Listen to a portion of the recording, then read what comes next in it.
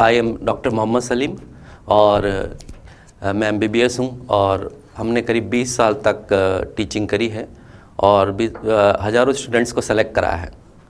और उसी सीक्वेंस के अंदर आज हम दास वाली क्लासेस से जुड़े हैं और दास वाली क्लासेस से जुड़ने का पर्पज़ ये है कि जो क्वालिटी एजुकेशन अभी तक हमने दी है, हज़ारों स्टूडेंट्स को आज मेडिकल कॉलेज में सेलेक्ट कराया है, तो वही क्वालिटी एजुकेशन देकर हम यहाँ के जो स्टूडेंट्स हैं जो यहाँ पे पढ़ रहे हैं उनको भी एजुकेशन देके और उनकी भी हेल्प करें और उनको भी सिलेक्शन कराएं मेडिकल कॉलेज में।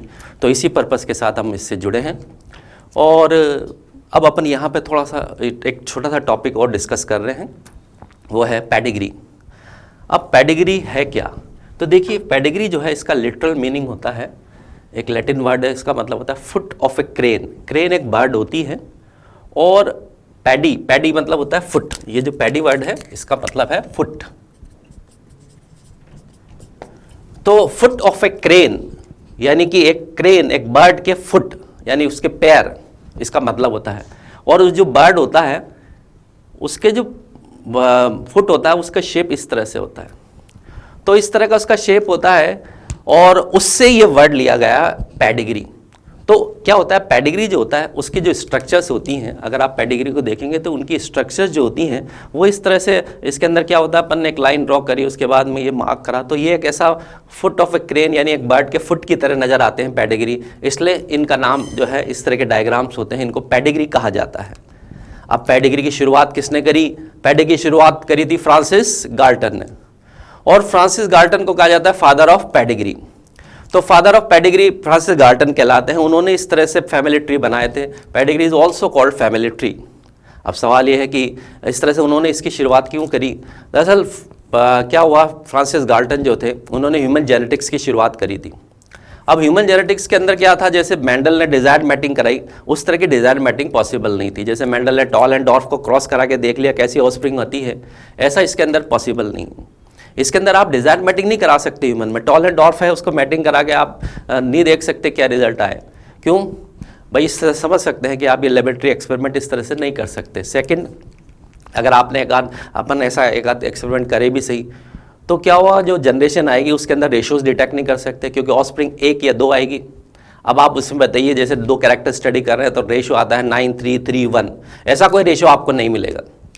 कहाँ से मिलेगा? जब ऑफस्प्रिंग 2 है तो 16 ऑफस्प्रिंग आएगी मिनिमम, तब तो ये रेशियो मिलेगा, लेकिन ऐसा कोई रेशियो आपको नहीं मिलेगा।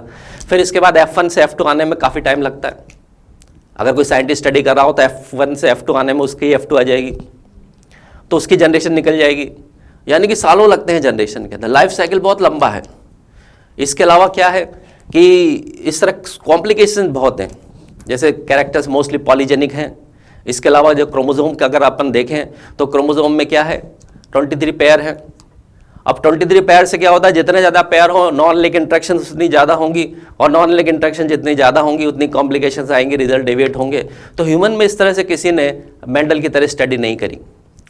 इसलिए अब मेंडल की तरह स्टडी नहीं करी तो मेंडल की तरह जैसे क्रॉस करा के रिजल्ट ऐसे देखा नहीं जा सकता था ह्यूमन में। तो इन्होंने इसके लिए क्या करा, इन्होंने इसके लिए इन्फॉर्मेटिव जेनेटिक्स करी। इन्फॉर्मेटिव जेनेटिक्स मतलब इन्फॉर्मेशन के बेस पर जेनेटिकल स्टडीज़ करना। इन्होंने कहा कि आप इस तरह से जो है कोई डिजायर मैटिंग तो नहीं करा सकते, लेकिन मैटिंग बाय चांस जो एक पॉपुलेशन में एग्जिस्ट हो रही है उसको आप स्टडी तो कर सकते हो। तो इन्होंने क्या है कि जो भी कैरेक्टर इनको स्टडी करना होता था उनको एक पॉपुलेशन में देखते थे, फैमिलीज़ में देखते थे, और उस फैमिली से वो इन्फॉर्मेशन लेते थे और उस फैमिली का ट्री बनाते थे। और इस तरह से इन्होंने फैमिली ट्री बना के स्टडी करी। और इन्होंने क्या करा, जो मेल फीमेल है अलग अलग उनके लिए सिम्बल्स यूज़ करें, है ना। जैसे स्क्वायर का सिंबल है ना, स्क्वायर का सिंबल है, क्रॉस, इसके अंदर अलग अलग तरह के सिंबल्स इन्होंने यूज़ करें। Horizontal line is for mating, vertical line is for offspring. तो इस तरह से इन्होंने क्या है, सिंबल्स का यूज़ करा और पेडिग्री की शुरुआत हुई। तो इस तरह से पेडिग्री की शुरुआत करी थी किसने? फ्रांसिस गाल्टन ने।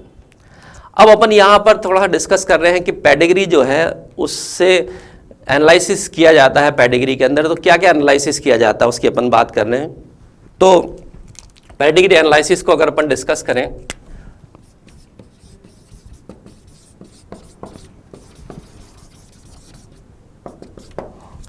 तो पेडिग्री एनालिसिस जो होता है इसमें बेसिकली 3 पॉइंट होते हैं। देखिए, इसमें एक तो होता है कि अपन जो भी फैमिली मेंबर्स हैं या किसी फैमिली ट्री है उसके अंदर किसी कैरेक्टर के इनहेरिटेंस को स्टडी करना। तो फर्स्ट इसका पर्पस होता है to detect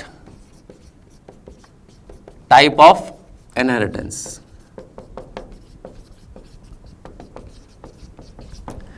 type of inheritance किसी कैरेक्टर की स्टडी करना। सेकंड होता है जब आपको टाइप ऑफ इनहेरिटेंस डिटेक्ट हो गई, फिर आपको होता है इसके अंदर जीनोटाइप ऑफ फैमिली मेंबर्स।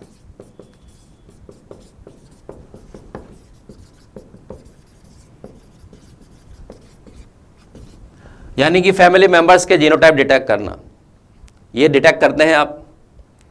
फिर थर्ड होता है प्रोबेबिलिटी या पॉसिबिलिटी। प्रोबेबिलिटीज या पॉसिबिलिटी निकालते हैं किसी कैरेक्टर की, किसी नेक्स्ट जनरेशन में कोई कैरेक्टर की डिसीज की, डिसऑर्डर्स की आने की प्रोबेबिलिटी। तो इस तरह से ये सब आप पेडिग्री एनालिसिस में डिटेक्ट करते हैं।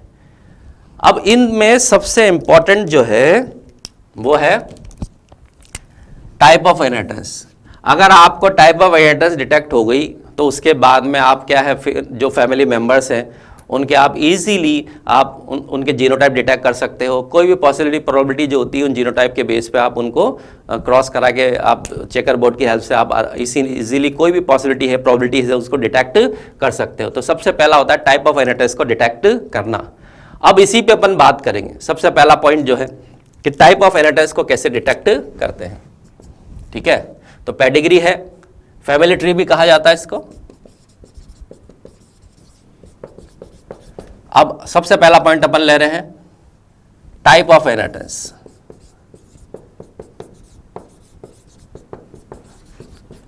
अब टाइप ऑफ इनहेरिटेंस की बात करें तो टाइप ऑफ इनहेरिटेंस जो है कितने टाइप की होती है। तो देखिए ये इनहेरिटेंस बेसिकली इस तरह से 3 टाइप के अपन इनहेरिटेंस मानते हैं। कौन कौन सी? ऑटोसोमल, सेकंड है सेक्स लिंक्ड और थर्ड है साइटोप्लाज्मिक। ठीक है, अब दरअसल होता क्या है कि कोई भी जीन जो है इस तरह से प्रेजेंट होगा, तो या तो वो क्या होगा, न्यूक्लियस के अंदर होगा या बाहर होगा, ये साइटोप्लाज्म में होगा। तो अगर कोई जीन न्यूक्लियर में प्रेजेंट है तो उसे न्यूक्लियर इनहेरिटेंस बोलते हैं। अब न्यूक्लियस में भी आप जानते हैं इस तरह से क्रोमोसोम्स वगैरह होते हैं, तो क्रोमोसोम पे प्रेजेंट होता है। और ये क्रोमोसोम कितने होते हैं? 2 टाइप के होते हैं, ऑटोसोम और सेक्स क्रोमोसोम। अगर ये जो जीन है वो अगर ऑटोसोम पे प्रेजेंट है तो अपन ऑटोसोमल बोलते हैं उस जीन को, और अगर ये सेक्स क्रोमोसोम पे प्रेजेंट है तो इसको सेक्स लिंक्ड बोलते हैं अपन। ठीक है, तो इस तरह से जीन 2 तरह के होते हैं, ऑटोसोमल और सेक्स लिंक्ड।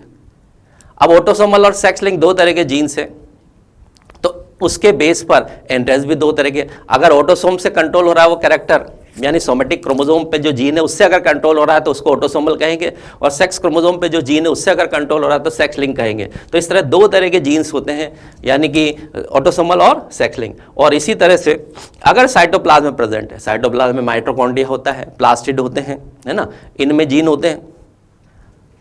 तो इनमें अगर जो जीन है उस पर अगर प्रेजेंट है, उस पर उससे कैरेक्टर अगर कंट्रोल हो रहा है तो उसको अपन कहेंगे साइटोप्लाज्मिक।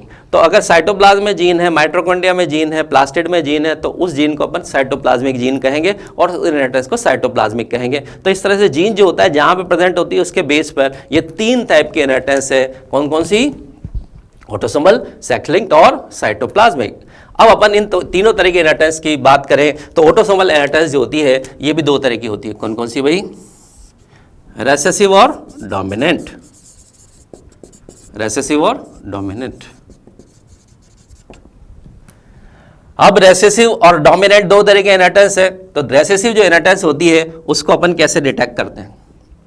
तो देखिए रेसेसिव जो होती है इसके अंदर जीनोटाइप की भी बात कर लें। रेसेसिव किसे कहते हैं? रेसेसिव जब कहते हैं जब कोई जीन केवल होमोजाइगस स्टेट में अपीयर होता है। तो इसका जीनोटाइप क्या होगा? तो इसके अंदर जीनोटाइप होगा स्मॉल है, स्मॉल है। इसमें जो जीन होगा उसका जीनोटाइप होगा स्मॉल है, स्मॉल है। डोमिनेंट कब कहेंगे? जब वो होमोजाइगस और हेटेरोजाइगस दोनों ही कंडीशन में अपीयर हो तो उसको क्या कहेंगे अपन, डोमिनेंट कहेंगे। तो इस तरह से रेसिव कंडीशन का जीनोटाइप ये होगा और डोमिनेंट ये होगा, यानी कि अगर कोई ये जीन जो है वो दोनों में एक्सप्रेस हो रहा है तो ये डोमिनेंट कहलाएगा, तो इस जीन को डोमिनेंट जीन प्रेजेंट है, इसके अंदर कहेंगे यहाँ रेसेसिव जीन प्रेजेंट है, ये उसका इंडिविजुअल का जीनोटाइप होगा। अब अपन कैसे आइडेंटिफाई करेंगे कि किसी के अंदर रेसेसिव जीन है या डोमिनेंट है, तो इसके अंदर जो कैरेक्टरिस्टिक है उनकी बात कर लें तो अपन इसको आइडेंटिफाई करते हैं कैसे, रेसेसिव जीन को स्किप जनरेशन के बेस पे, स्किप जनरेशन। तो देखिए बड़ा इंपॉर्टेंट वर्ड है स्किप जनरेशन। स्किप यानी कि कोई कैरेक्टर स्किप होना, किसी एक जनरेशन में स्किप हो जाए तो इसको अपन कहेंगे स्किप जनरेशन, यानी कि कैरेक्टर ऑफस्प्रिंग में आ रहा है लेकिन पेरेंट में एब्सेंट है तो इसको अपन स्किप कहेंगे, है ना। तो स्किप जनरेशन की डेफिनेशन है, if character is present in offspring but absent in parent, यानी पेरेंट में एब्सेंट है, ऑफस्प्रिंग में अपीयर हो रहा है तो उसको अपन स्किप जनरेशन कहेंगे। तो स्किप जनरेशन के बेस पर रेसेसिव कैरेक्टर्स को आइडेंटिफाई किया जाता है। इसी तरह से डोमिनेंट कैरेक्टर को, तो देखिए डोमिनेंट कैरेक्टर को कैसे आइडेंटिफाई करते हैं, सीधी सी बात है। सबसे पहला पॉइंट तो skip generation is absent, skip generation is absent, ठीक है। अपन ये देखेंगे स्किप जनरेशन एब्सेंट होना चाहिए। इसके अलावा इसके अंदर क्या है, अब डोमिनेंट कैरेक्टर है तो डोमिनेंट कैरेक्टर क्या होता है, मोस्टली जनरेशन में आपको देखने को मिलता है। इसके अलावा अगर आपको एक और फीचर देखने को मिले कि character is present in parent but absent in offspring, अगर पेरेंट में प्रेजेंट है और ऑफस्प्रिंग में एब्सेंट है तो इसको भी अपन क्या कहेंगे, डोमिनेंट। कैसे मतलब, जैसे अपन यहां पर एग्जांपल लें, इससे से ये कैरेक्टर है, ये इसके पेरेंट है, ठीक है, ये ऑफस्प्रिंग है। अब यहां पे कोई कैरेक्टर है वो इस तरह से पेरेंट में तो प्रेजेंट है ना, ऑफस्प्रिंग में एब्सेंट है, यानी स्किप जनरेशन का उल्टा है। अब स्किप जनरेशन का उल्टा हो गया। स्किप क्या होता है, अगर कैरेक्टर ऑफस्प्रिंग में प्रेजेंट हो, किसी भी एक ऑफस्प्रिंग में या सभी में जो भी है, और पेरेंट में एब्सेंट है तो उसको स्किप कहेंगे। लेकिन यहाँ पे उल्टा हो रहा है, स्किप जनरेशन एब्सेंट है और स्किप का भी उल्टा हो रहा है, पेरेंट में प्रेजेंट है ऑफस्प्रिंग में एब्सेंट है। अगर ऐसा होता है तो देखिए ऐसा कैसे हो सकता है। अब ये अगर अपन रेसेसिव जीन मान लें यहाँ पे, तो बताओ रेसेसिव जीन तो क्या होगा, सभी में अपीयर होगा। इसलिए यहां पर अगर इस तरह का जीनोटाइप है, अगर ये रेसेसिव मान लेते हैं आप, तो ऐसे सभी ऑफस्प्रिंग अफेक्टेड होनी चाहिए थी, लेकिन ये इसका मतलब ये रेसेसिव नहीं है। तो रेसेसिव नहीं है तो कौन सा होगा, ये डोमिनेंट जीन। अब डोमिनेंट जीन में ऐसा कैसे हो गया भाई, डोमिनेंट जीन में क्या है, ये जीन हिट हो जाएगा स्टेट में, हिट हो जाएगा स्टेट में तो क्या होगा, यहाँ से भी स्मॉल आया, यहाँ से भी स्मॉल आया, तो इस तरह से आ गया, इस वाले से भी स्मॉल आया। तो देखिए आप, ये डोमिनेंट जीन यहाँ पे कौन सी कंडीशन में प्रेजेंट है, हिट हो जाएगा इस कंडीशन में, इन दोनों पेरेंट में। और इनके कॉम्बिनेशंस में अपन बताते हैं, तो बताइए इस तरह से जो कॉम्बिनेशन बनेगा इसके अंदर, तो इस तरह से कॉम्बिनेशन बनेगा, इसके अंदर क्या होगा, इस तरह से यहाँ पर आप देख सकते हैं कि ये हिट, ये वाला कॉम्बिनेशन इस तरह से ऑफस्प्रिंग में जाए। हालांकि प्रोबेबिलिटी 1/4 है, लेकिन क्या हो सकता है, ये 1/4 प्रोबेबिलिटी है किसी एक ऑफस्प्रिंग में, लेकिन हो सकता है हर बार यही कॉम्बिनेशन आता रहा इन दोनों पेरेंट्स के कॉम्बिनेशन से, है ना। तो इस तरह से हर बार ये आ सकता है, कोई ऐसी बात नहीं है। दरअसल ये जो चेकर बोर्ड होता है, ये आपको ऑफस्प्रिंग नहीं बताता है, it show possibility of offspring. जो ये कॉम्बिनेशंस हैं, ये these are not offspring, these are possibilities of offspring. तो यहाँ पे पॉसिबिलिटी है 1/4 है, लेकिन हर बार ये ऑफस्प्रिंग आती रहे, ऐसा पॉसिबल है भाई।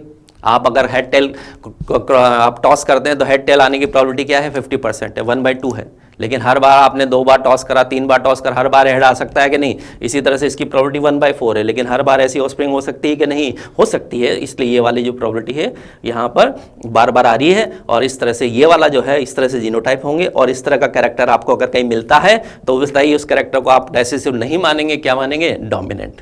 तो इस तरह से इन फीचर्स के बेस पर अपन डोमिनेंट को आइडेंटिफाई करते हैं। नेक्स्ट है सेक्स लिंक्ड। अब सेक्स लिंक में भी वही बात है भाई, सेक्स लिंक भी 2 तरह का है। कौन कौन सा, एक तो होता है एक्स लिंक्ड और एक होता है वाई लिंक्ड। एक्स लिंक और दूसरा है वाई लिंक्ड।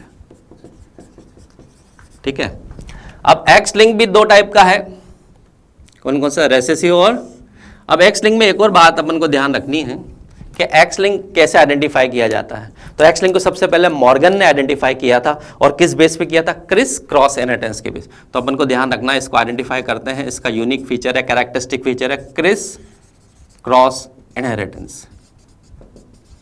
ठीक है, तो क्रिस क्रॉस इनहेरिटेंस के बेस पे इसको आइडेंटिफाई किया जाता है। अब क्रिस क्रॉस इनहेरिटेंस क्या होती है, इसकी भी अपन बात कर लें। जैसे कि सपोज कोई कैरेक्टर है इस तरह से,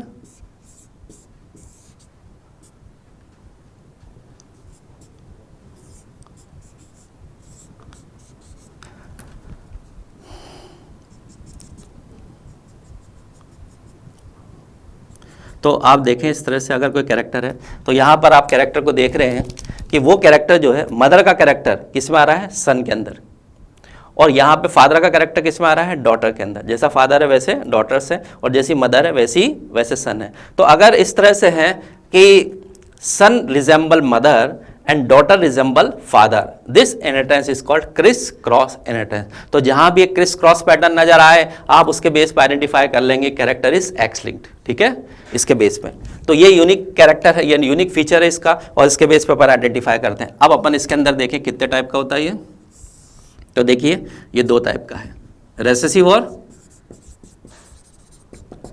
डोमिनेंट। अब इसके जीनोटाइप डिस्कस करें, तो रेसेसिव जो है उसका जीनोटाइप क्या होगा, रेसेसिव जो है उसके जीनोटाइप होंगे जैसे कि एक्स स्मॉल है, यानी दोनों वही रेसेसिव जीन कहाँ प्रेजेंट है, एक्स पे प्रेजेंट, एक्स लिंक्ड हो गया। अब डोमिनेंट जो है उसके अंदर क्या होगा, एक्स कैपिटल है, ये मतलब एक्स पे प्रेजेंट है, वही जीनोटाइप जो है जो ऑटोसोम पे था, सोमेटिक क्रोमोसोम पे था वो, तो ये वाले जो सोमेटिक क्रोमोसोम पे, एक्स क्रोमोसोम पे है, कैपिटल है, यानी डोमिनेंट जीन है, तो भाई होमोजाइगस स्टेट में भी हो सकता है और हेटेरोजाइगस स्टेट में भी हो सकता है। ठीक है, अब इसको आइडेंटिफाई कैसे करते हैं भाई, तो रेसेसिव को देखिए आइडेंटिफाई करते हैं स्किप जनरेशन के बेस, स्किप जनरेशन के बेस पे। तो स्किप जनरेशन प्रेजेंट है तो बताइए क्या होगा, ये रेसेसिव होगा। ठीक है, तो क्रिस क्रॉस प्रेजेंट है और स्किप है, तो अपन समझ जाएंगे कि ये रेसेसिव है। इसके अलावा इसमें क्या होता है, इसमें मदर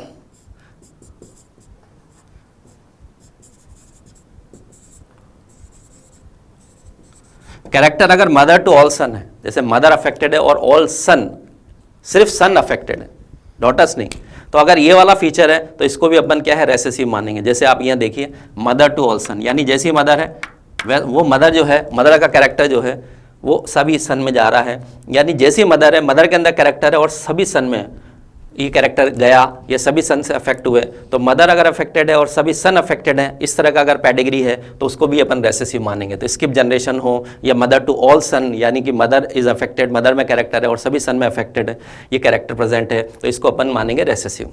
इसके बाद है नेक्स्ट क्या है, ये बात रेसेसिव।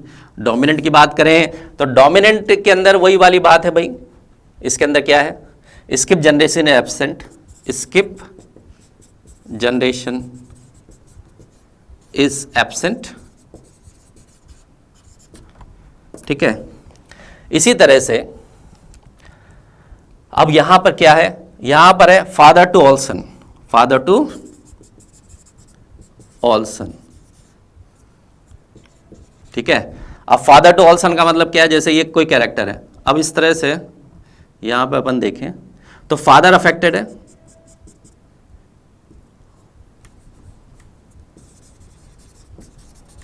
फादर अफेक्टेड है, और यहां पर क्या है, इस तरह से जो कैरेक्टर गया है वो सभी डॉटर्स में गया है, तो फादर टू ऑल डॉटर्स, यानी फादर अफेक्टेड और सभी डॉटर्स अफेक्टेड है, तो इसको अपन क्या मानेंगे, डोमिनेंट मानेंगे। तो इस तरह से देखिए आप कि अगर ये जो है ये वाले फीचर्स हैं तो इस तरह से अपन डोमिनेंट मानते हैं, तो इस तरह से अपन रेसेसिव और डोमिनेंट को आइडेंटिफाई करते हैं। इसी तरह से वाई लिंक की बात करें तो वाई लिंक जो होता है इसको आइडेंटिफाई करते हैं अपन हॉल एंड्रिक इनहेरिटेंस के बेस पे। कैसे, hall Anrich inheritance, hall Anrich inheritance के बेस पर आइडेंटिफाई करते हैं। हॉल मतलब कंप्लीट, एंड्रिक मतलब मेल, यानी ओनली मेल पेरेंट में ही अपीयर है, यानी सिर्फ मेल के अंदर ही अपीयर है और मेल के थ्रू ही ट्रांसमिट होता है, मेल में ही ट्रांसमिट होता है। यानी कि अगर कोई पैडिग्री में आप देखें character is present only in males, जैसे सिर्फ मेल में हो, जैसे अगर सपोज ये पेडिग्री है यहाँ पे मेल के अंदर हो, फिर ये मेल में हो, इस मेल में हो, इस मेल में हो, यानी मेल में हो, फीमेल में ना हो कैरेक्टर, तो उसको अपन क्या मानेंगे, हॉलैंडिक इनहेरिटेंस मानेंगे, वाई लिंक मानेंगे कैरेक्टर। तो इस तरह से वाई लिंकेज को आइडेंटिफाई किया जाता है किसका, हॉलैंडिक इनहेरिटेंस के बेस पे। हॉलैंडिक मतलब होलो मतलब कंप्लीट, एंडिक मतलब मेल, यानी कंप्लीटली सिर्फ मेल में प्रेजेंट है, ओनली इन मेल प्रेजेंट है। इसके बाद है साइटोप्लाज्मिक, यानी साइटोप्लाज्मिक इनहेरिटेंस को कैसे डिटेक्ट किया जाता है। तो साइटोप्लाज्मिक इनहेरिटेंस जो होती है इसको मैटरनल इनहेरिटेंस भी कहा जाता है, मैटरनल इनहेरिटेंस। अब मैटरनल मतलब मदर के थ्रू हो रही है, यानी जैसी मदर वैसी ऑफस्प्रिंग। तो इसके अंदर कैरेक्टर जो होता है उसका यूनिक कैरेक्टर है टू ऑल ऑफस्प्रिंग, यानी कैरेक्टर मदर से और सारी ऑफस्प्रिंग में प्रेजेंट है। मदर अफेक्टेड है और सारी ऑफस्प्रिंग है वैसी अफेक्टेड है, या मदर नॉर्मल है और सारी ऑफस्प्रिंग भी नॉर्मल है। जैसी मदर वैसी ऑफस्प्रिंग, जैसी माँ वैसे बच्चे, ये इसके अंदर ध्यान रखें अपन, जैसी माँ वैसे बच्चे। तो इस तरह से अगर कोई कैरेक्टर प्रेजेंट है तो अपन उसको क्या मानेंगे, साइटोप्लाज्मिक मानेंगे, है ना। तो इस तरह साइटोप्लाज्मिक, या इसको माइट्रोकॉन्ड्रियल इनहेरिटेंस भी कहते हैं, क्योंकि साइटोप्लाज्मिक जीन जो होता है माइट्रोकॉन्ड्रिया में प्रेजेंट होता है, इसलिए इसको माइट्रोकॉन्ड्रियल इनहेरिटेंस भी कहते हैं। तो इस तरह से ये जो बेसिक फीचर्स हैं इनके बेस पे अपन कोई भी पेडिग्री है उसको अपन ईजिली देखते ही सॉल्व कर सकते हैं, ठीक है। तो पेडिग्री वैसे बच्चों को बहुत मुश्किल लगता है और इसके अंदर सबसे ज़्यादा कन्फ्यूजन देखा जाता है, लेकिन ये भी बेसिक चीज़ें हैं, इसके किसके बेस पे वो इजीली कोई भी पेडिग्री को देखते ही सॉल्व कर सकते हैं। तो बेसिकली इसके अंदर देखिए आप कंक्लूजन क्या निकला, 2 लाइन का कंक्लूजन है कि आप किसी पेडिग्री को देखें तो सबसे पहले देखें आप उसके अंदर कि क्रिस क्रॉस है या नहीं है। अब क्रिस क्रॉस अगर प्रेजेंट है, क्रिस क्रॉस जानते हैं ना, अगर क्रिस क्रॉस अगर प्रेजेंट है तो एक्स लिंक, और नहीं है तो ऑटोसोमल। तो देखिए मोस्टली जो कैरेक्टर्स होते हैं वो ऑटोसोमल होते हैं, क्योंकि एक्स लिंक तो होता है 1 पेयर ही होता है, लेकिन ऑटोसोमल 22 पेयर होते हैं। तो अगर कोई भी क्रिस क्रॉस एब्सेंट है तो फटाफट ऑटोसोमल मान लें उसको, और ऑटोसोमल ही ज़्यादातर होते हैं, क्योंकि 22 पेयर ऑटोसोमल होते हैं, तो ऑटोसोम पे होने के चांस 22 टाइम ज़्यादा होते हैं किसी भी कैरेक्टर के, तो इसलिए आप ऑटोसोमल मान लें उसको। और मोस्टली पेडिग्री आपको ऑटोसोमल मिलेंगे, यानी मान लें कि अगर आपको 25 पेडिग्री आप देख रहे हैं तो आपको 23 पेडिग्री 24 पेडिग्री क्या मिलेंगे, ऑटोसोमल मिलेंगे। तो ऑटोसोमल ही होते हैं मोस्टली पेडिग्री।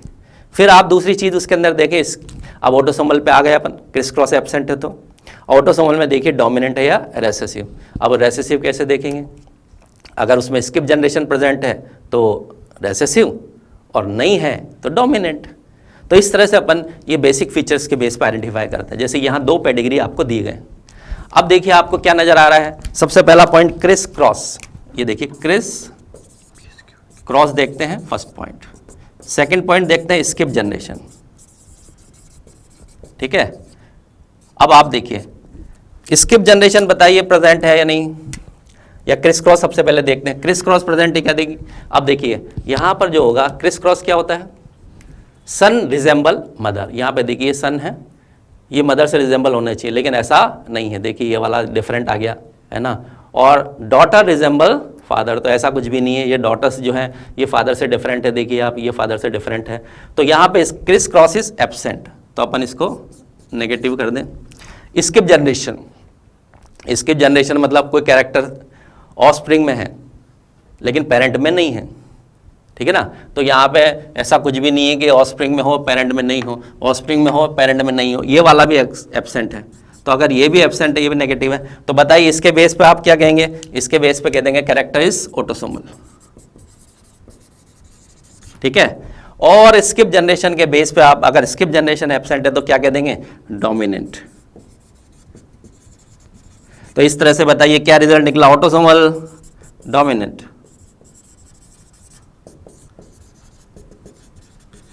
तो इस तरह से बताइए कैरेक्टर हो गया ऑटोसोमल डोमिनेंट। तो बताइए इस तरह से आसानी से, तो अपन इस तरह से किसी भी कैरेक्टर को बहुत इजीली आसानी से अपन डिटेक्ट कर सकते हैं। इसके अंदर देखिए आप, अब यहाँ पर देखिए सबसे पहले देखिए क्रिस क्रॉस, यहाँ पे वही फर्स्ट फीचर देखिए आप, क्या क्रिस क्रॉस प्रेजेंट है, देखिए ये है यहाँ पर, ये डॉटर्स है ना, ये फादर से रिजेंबल करनी चाहिए लेकिन नहीं है, ये जो सन है ये मदर से, लेकिन ऐसा नहीं है, तो क्रिस क्रॉस इज एब्सेंट। तो सबसे पहले क्रिस क्रॉस को क्या मानेंगे, नेगेटिव, ये एब्सेंट है। सेकंड आप इसके अंदर देखें स्किप जनरेशन, क्या स्किप जनरेशन का है, स्किप जनरेशन देखें, तो स्किप जनरेशन इस बताइए स्किप जनरेशन है क्या, यानी कि ऑफस्प्रिंग में प्रेजेंट है लेकिन फादर में नहीं है। देखिए ऑफस्प्रिंग में प्रेजेंट है कैरेक्टर, पेरेंट्स में नहीं है, तो आपको स्किप नजर आ रहा है कि नहीं आ रहा, बिल्कुल आ रहा है कि स्किप। आप एक और देखिए यहाँ पे पेरेंट में एब्सेंट है और ये देखिए ऑफस्प्रिंग में प्रेजेंट है, ये देखिए एक स्किप यहाँ नजर आ रहा है, तो इसके अंदर 2 स्किप नजर आ रही है, ये और ये सब स्किप है कि नहीं, तो स्किप जनरेशन नजर आ रही है आपको, तो यानी यह प्रेजेंट है। तो इस तरह से बताइए, इसके बेस पे तो आप कहेंगे क्या, अगर क्रिस क्रॉस एब्सेंट है तो इसको बेस पे कहेंगे ऑटोसोमल, तो ये कैरेक्टर ऑटोसोमल हो गया। और स्किप जनरेशन भी प्रेजेंट है तो इसका मतलब रेसेसिव हो गया। तो बताइए इसके बेस पे आपका कंक्लूजन निकल गया क्या, ऑटोसोमल रेसेसिव कैरेक्टर। तो इस तरह से ऑटोसोमल रेसेसिव कैरेक्टर हो गया भैया। तो इस तरह से अपन पेडिग्री को देखते ही सिर्फ इन 2 फीचर्स पे ध्यान देना, क्रिस क्रॉस और स्किप जनरेशन। इस तरह से किसी भी पेडिग्री के अंदर आप देखते ही बता सकते हैं कि वह ऑटोसोमल एक्स लिंक्ड है ना, या फिर रेसेसिव है, डोमिनेंट है। तो इस तरह से अपन देखते ही सॉल्व कर सकते हैं किसी भी पेडिग्री को।